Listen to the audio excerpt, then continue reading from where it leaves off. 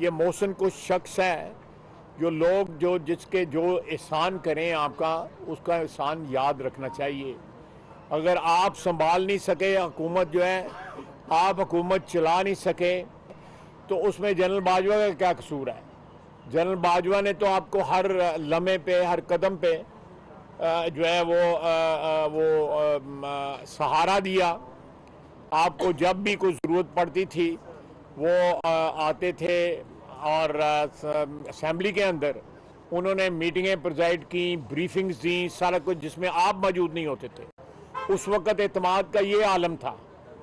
और आप जो बात करते हैं, मैं समझता हूँ कि इससे कोई घटिया बात नहीं होती कि जिस शख्स ने आप पे एहसान किया हो, आप उसकी एहसान फरामोशी करके आप उसके मुतल्लिक ऐसे अल्फाज इस्तेमाल करें जो लोग जो है अपने मौसनों के मुतल्लिक इस्तेमाल क्या करना, बल्कि आम इंसानों के मुतल्लिक भी वो अल्फाज नहीं इस्तेमाल करते।